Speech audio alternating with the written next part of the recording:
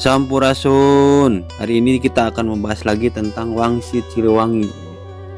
Melanjutkan pembahasan yang sudah kita uraikan terdahulu. Hari ini kita akan membahas tentang Pajajaran Pindah Jagat. Ini ada dalam naskah Wangsit Siliwangi ya. Timimiti poe ieu Pajajaran pindah jagat.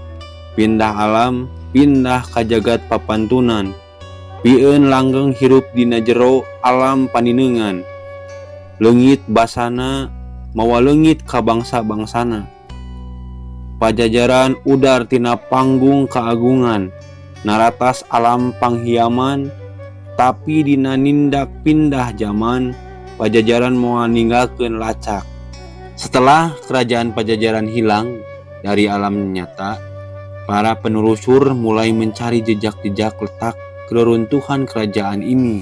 Sulitnya mencari jejak kerajaan Pajajaran seperti telah diungkapkan Sang Prabu disebabkan tidak menggunakan amparan.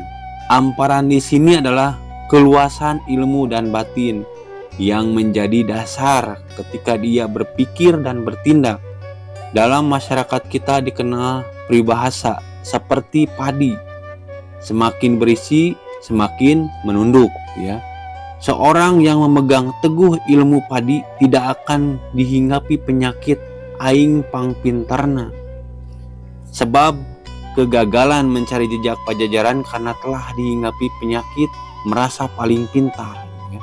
Dalam naskah Pantun Bogor episode Paku Jajar Bekah Kembang terdapat narasi tentang berdiri dan hilangnya kerajaan Pajajaran dari alam nyata ini. Ya.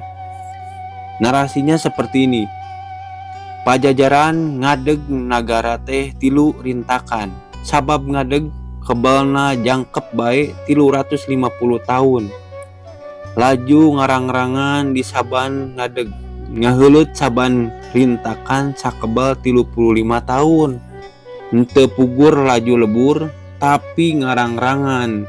3 kali cara sampur eukeur kembangan.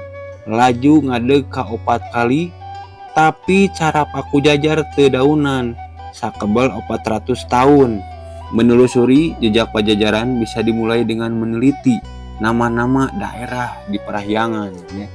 Menelusuri Pajajaran tidak akan meninggalkan jejak kecuali nama bagi mereka yang ingin menelusurinya. Ini penting untuk kita cermati. Jika keliru menafsirkan nama, tentu tidak akan menemukan bekas-bekas Pajajaran gitu ya. Banyak contoh nama daerah di Tatar Parahyangan. Sebagai contohnya adalah Majalengka ya. Majalengka, jika kita mengartikan Majalengka berasal dari kata maja dan langka atau buah maja yang langka, maka tidak akan menemukan apa-apa gitu ya selain merujuk kepada suatu masa paceklik buah maja. Tapi kalau Majalengka ditafsirkan sebagai kependekan dari Maharaja Alengka Diraja, akan diberikan petunjuk lebih jauh tentang sejarah yang akan kita temukan. Dan ada juga kata Cikapundung. Ya, Cikapundung ini bisa diurai menjadi Cika, Pun, dan Indung atau cahaya ibu. Ada juga Citarum. Citarum ini berasal dari Citaru dan Uma atau cahaya pohon ibu, atau bisa juga diartikan ibunya pohon kehidupan yang tidak lain adalah pohon kelapa. Pohon kelapa adalah sumber kehidupan bagi masyarakat dan banyak manfaat yang terkandung dalam pohon kelapa ini.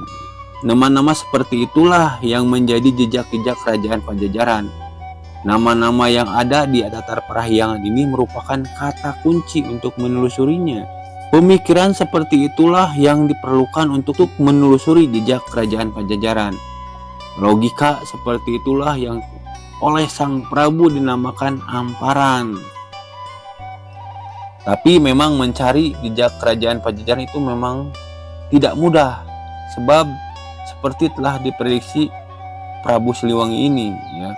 Namun tidak perlu khawatir, sebab seperti diprediksi Sang Prabu, setelah orang-orang edan, pada akhirnya Pajajaran akan datang dan Wangsa Sunda diakui eksistensinya.